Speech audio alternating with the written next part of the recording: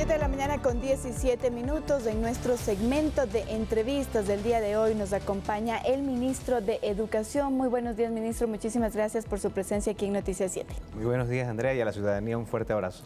Bien, ministro, quisiéramos iniciar preguntando lo que hemos tenido, estas últimas novedades en esta semana. Hasta el día de mañana continúa la no presencialidad para las unidades educativas. Es correcto. Como Ministerio de Educación hemos actuado inmediatamente para poder atender la situación contextual que estamos viviendo y, como bien lo mencionas, hasta el día de mañana vamos a tener no presencialidad en todo el sistema educativo y teletrabajo para todos los colaboradores y colaboradoras del Sistema Educativo Nacional, tanto profesionales de la educación como personal administrativo. Para tenerlo más claro, ¿qué significa la no presencialidad? Entiendo, por ejemplo, que no es lo mismo de a virtualidad todos los alumnos, sino que es otra medida. Es correcto. Cuando hablamos de no presencialidad, hablamos de todas las posibilidades que existen por fuera de la presencialidad.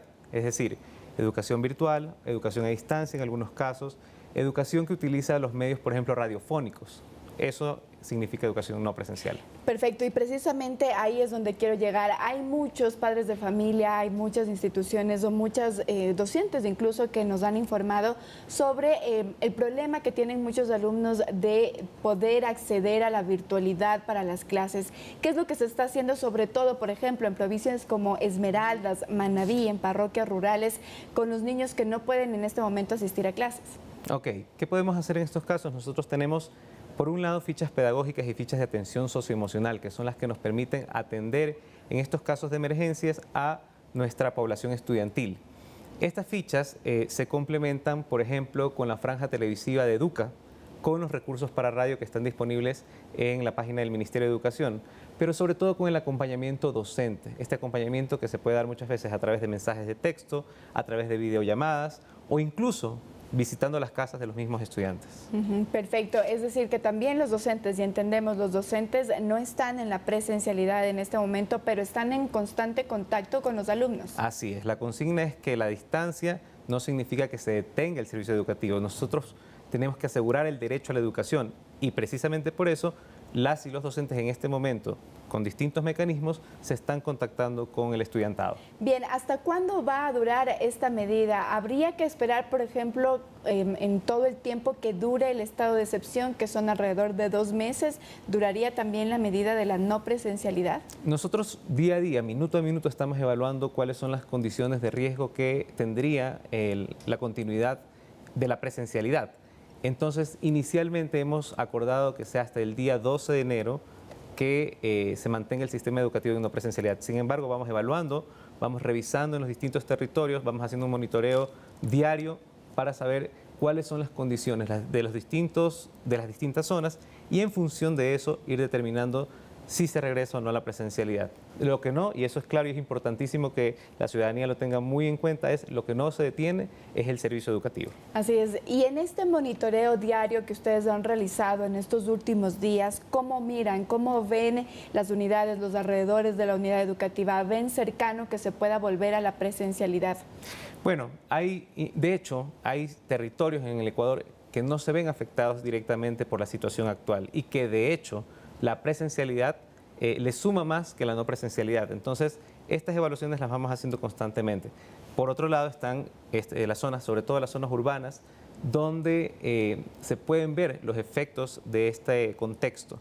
Y ahí es donde estamos, obviamente, monitoreando más permanentemente, monitoreando más cercanamente cuáles son las posibles afectaciones que podría haber en las instalaciones educativas, en los distritos y demás. Este fin de semana entonces habría que estar pendiente de la nueva decisión del Ministerio de Educación respecto de la presencialidad en unidades educativas. Es correcto, es importantísimo estar atento a todos los medios oficiales del Ministerio de Educación, donde informaremos cómo vamos a continuar con estas medidas. Bien, ¿y qué es lo que se va a hacer? Es decir, así se vuelva la presencialidad, ¿va a haber algún acompañamiento de Policía Nacional, de Fuerzas Armadas? ¿Se ha tenido tal vez alguna reunión para que, no sé, en lugares críticos pueda tener este resguardo los alumnos? Es claro que cuando los chicos y chicas vuelvan a la presencialidad no pueden volver a lo mismo de aquello que se fueron, ¿ya? Y en ese sentido me gustaría referirme a 2 cosas. La primera es lo que usted menciona.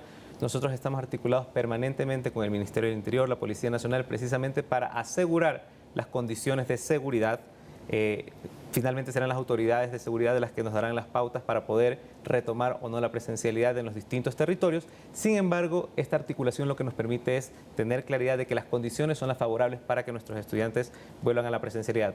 Pero por otro lado, en el Ministerio de Educación tenemos previsto el plan de retorno a la presencialidad. ¿Qué es lo que se supone que tiene que pasar cuando el chico o la chica vuelva a su institución educativa? ¿Qué es lo que se supone que tiene que vivir en términos de aprendizaje? ¿Por qué? Porque las condiciones en las cuales hoy está aprendiendo no son las mismas que cuando retornará. Así que ese acompañamiento socioemocional, ese acompañamiento pedagógico va a ser vital en los días posteriores. ¿Cuándo podremos saber y también, es decir, va a haber entonces en unidades educativas resguardo policial? ¿Va a haber tal vez alguna lista en específico en donde haya más o menos resguardo policial? Se lo pregunto porque a finales del 2023 tuvimos el anuncio de que, por ejemplo, instituciones educativas en el Cantón Durán tenían un resguardo especial que no tenían otras instituciones educativas.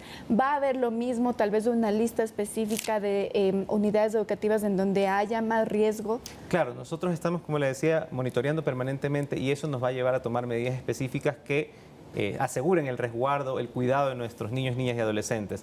En algunos casos tendrá que ver con corredores de paz, en algunos casos tendrá que ver con vigilancia directa, pero las medidas van cambiando de acuerdo a cada territorio. Obviamente nosotros en este monitoreo tenemos claro cuáles son aquellos espacios que van a requerir más medidas u otro tipo de medidas para poder garantizar las condiciones. Lo que sí es claro es que ninguna institución volverá a la presencialidad no volverá a la presencialidad si no existen las condiciones para ello. En tanto nos garantice el sistema de seguridad que esto es posible, nosotros avanzaremos hacia la presencialidad. ¿Qué sectores, respecto de este monitoreo, qué sectores se verían tal vez o tienen más riesgo en este momento de que puedan, digamos, ser incluso cooptados los alumnos por la delincuencia o que tengan algún tipo de alerta, incluso terrorista, etcétera, lo que hemos visto en estos últimos días con otras infraestructuras? ¿Qué sectores, qué cantones han identificado ustedes? Bueno, inicialmente Quevedo, Riobamba, Durán fueron cantones que inmediatamente enviamos a la no presencialidad por las condiciones con las que se estaban desarrollando la situación de seguridad. Fuimos ampliando Guayaquil, la provincia entera de Esmeraldas. Sin embargo, como le decía, lo importante aquí es ver cómo vamos a asegurar esas condiciones en la articulación con las distintas instancias de gobierno y favorecer así el retorno a la presencialidad. Ministro, una de las primeras o los primeros anuncios que tuvimos de parte del Ministerio de Educación fue que se iba a la no presencialidad a escuelas, a unidades educativas que estuvieran cercanas a los centros penitenciarios. ¿Se tiene una lista? ¿Se tiene cuántas? ¿Se tiene identificadas las escuelas, colegios que están cerca de estos centros penitenciarios? ¿Y cuántos cerca? Es decir, ¿cuántos metros a la redonda? Sí. Esa medida, que fue una de las primeras que tomamos, inmediatamente se fue dando la emergencia, nos lleva a un total de 1.600 instituciones educativas que inmediatamente pasaron a la no presencialidad. ¿Cuáles son estas instituciones? Aquellas que se encuentran al menos 2 kilómetros de distancia, hasta 2 kilómetros de distancia respecto a CPLs, Centros de Privación de Libertad, y CAIs. De acuerdo. ¿Se podría pensar en los próximos días tal vez continuar al menos en estas 1.600 instituciones con la no presencialidad debido sobre todo a los disturbios que podrían haber o que están habiendo en los centros penitenciarios? Si es necesario, lo hacemos, pero aquí lo importante es el monitoreo minuto a minuto que vamos haciendo y que nos va a permitir tener las respuestas adecuadas. ¿Por qué? Porque las decisiones que tomamos en el Ministerio de Educación tienen que estar fundamentadas sobre la base técnica, objetiva, contundente, de datos robustos que nos vayan orientando respecto a cuáles son esos espacios donde debemos tomar estas decisiones como la no presencialidad. Pero eso lo iremos sabiendo conforme vayamos avanzando. Bien, veíamos también esta semana, se han difundido muchísimas noticias falsas también, pero otras que, por ejemplo, daban cuenta de una estudiante que fue herida por una bala perdida. Quisiera preguntarle si tienen conocimiento de ese caso en primera instancia y bueno, antes de eso, luego le voy con la otra pregunta para quedarnos primero en eso, por favor. Bueno, sí, claro que estamos en conocimiento, nos comunicamos inmediatamente con la familia, con ella, sabemos que ahora está bien, que está atendida. Obviamente lamentamos mucho esta situación, y aquí lo que también cabe reconocer es que esto fue un evento en la calle, en un cruce de balas, una bala perdida. ¿Ella estaba dirigiéndose hacia la unidad educativa o hacia su domicilio? Hacia su domicilio. Después de clases. Exactamente. Como le decía, nos comunicamos con ella, ahora está bien, de hecho vamos a tener una visita muy pronto para poder asegurarnos de su bienestar. Pero aquí también cabe destacar que en los entornos educativos, en las instituciones educativas, no ha habido un solo evento lamentable como los que podemos ver en otros espacios. Este es un evento fuera de la institución educativa, en la calle, pero claramente es una estudiante nuestra, y por lo tanto toda la atención, el apoyo socioemocional, el acompañamiento debido tendrá. Y ahora sí va a la siguiente pregunta que le quería hacer en torno a ese tema, respecto de los transportes escolares o la ruta que también deben tener los estudiantes a sus domicilios. Hay mucho miedo de parte de los padres de familia. ¿Va a intervenir tal vez el Ministerio de Educación con tal vez reuniones con Policía Nacional, sobre todo en los recorridos, en el transporte escolar? Claro, el Ministerio de Educación está permanentemente articulado con el Ministerio del Interior, la Policía Nacional y demás instancias de gobierno que aseguran las condiciones para poder desarrollar las actividades diarias. Sin embargo, claramente nuestra competencia ocupa las instituciones educativas. Esta articulación lo que nos permite es asegurar el entorno en el cual se desarrollan nuestras y nuestros estudiantes, y también las y los maestros. Entonces, estamos fuertemente articulados con ellos para precisamente garantizar que no solo los chicos estén bien de la puerta de la escuela para adentro, sino también de la puerta de la escuela para afuera. Bien, y ahora respecto de los alumnos, de los estudiantes, ¿se ha identificado tal vez en algunas provincias, y si es que sí, en cuáles, alumnos cooptados por la delincuencia, por el crimen organizado, o incluso alumnos que han llegado hasta sus unidades educativas con porte de armas? Bueno, como ustedes saben, este es un problema complejo, ¿no? Para que esto pueda ocurrir en la escuela, primero tiene que ocurrir en el entorno, en el barrio, en la comunidad. Y si bien se ha identificado estudiantes, no ha habido ni un solo evento que comprometa la integridad de nuestras y nuestros estudiantes o de nuestras y nuestros maestros. Esto no quiere decir que no existan problemas específicos identificados y atendidos. Claro que existen, claro que hemos identificado problemas y claro que los hemos atendido. Pero, como les decía, este es un problema que trasciende a la escuela, es mucho más amplio que la escuela, y desde lo que nos corresponde estamos fortaleciendo una cultura de paz, unas comunidades de bienestar, entornos seguros. Felizmente, como les decía, si bien hemos identificado varios problemas en las instituciones educativas, hoy, gracias a esas mismas condiciones, incluso para estos mismos jóvenes, porque como usted sabrá, como habrá visto en las noticias o en los reportes que usted va realizando, son jóvenes, muchos jóvenes los que están detrás de esto. Entonces, incluso para esos jóvenes, la escuela termina siendo ese espacio que les permite sentirse acogidos, estar seguros y generar unas dinámicas de bienestar que en otros entornos no los podrían encontrar. ¿Hay protocolos especiales que ha levantado el Ministerio de Educación precisamente para identificar a estos alumnos que podrían estar cooptados por el crimen organizado? Hay protocolos sobre todo para la seguridad de la institución, para la seguridad de la comunidad escolar. En ese sentido, claramente se puede identificar más que a personas que pertenecen a grupos de delincuencia organizada, cómo actuar en caso de que esto ocurra, ¿no? Y hay, por supuesto, algunas salidas, por ejemplo, esto se informa inmediatamente al distrito, si es que hay temas de flagrancia directamente al 911, hay algunos protocolos que ya las instituciones educativas conocen y que permiten estar resguardados ante una situación como esta. Bien, me parece importante también destacar, ministro, las decisiones se toman respecto de esta prioridad que se tiene de que el alumno asista a clases, teniendo en cuenta que la unidad educativa es el lugar más seguro en donde podrían estar. Es correcto. Nuestras instituciones educativas, nuestras escuelas son los lugares más seguros donde nuestros niños, niñas y adolescentes pueden desarrollarse, ¿sí? La escuela es un lugar mucho más seguro que la calle, incluso que muchos hogares, que muchas casas. Entonces, tenemos que fortalecer esta presencialidad. ¿Por qué? Porque es lo que permite que nuestros chicos y chicas tengan un espacio de desarrollo, tengan un espacio de convivencia, tengan un espacio de construcción de cultura de paz en medio de unas circunstancias como las que estamos viviendo.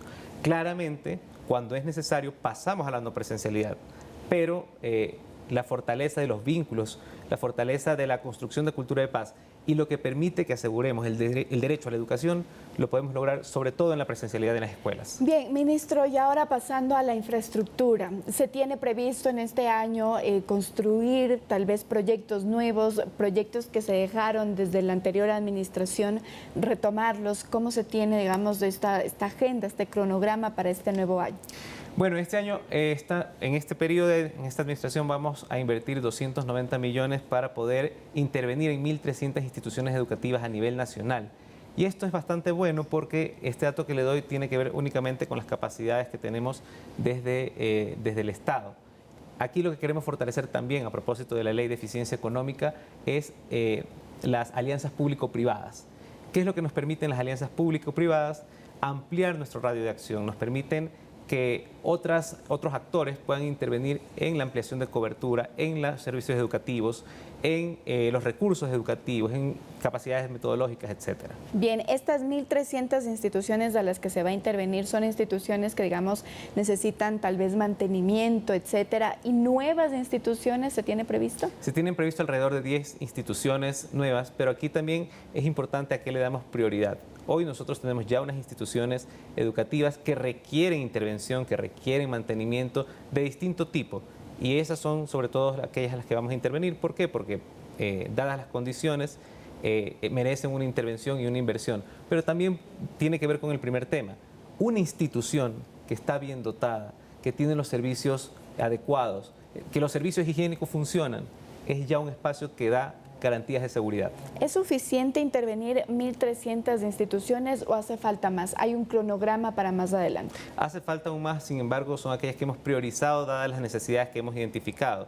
Pero obviamente esto es un camino mucho más extenso y estamos también planteando aquello que dentro de estos 17 meses de gestión vamos a poder alcanzar. Bien, ¿y dónde, solo para culminar, dónde serían o dónde se tienen previstas estas 10 instituciones educativas? Ese detalle está en todo el territorio nacional, en las 4 regiones del país.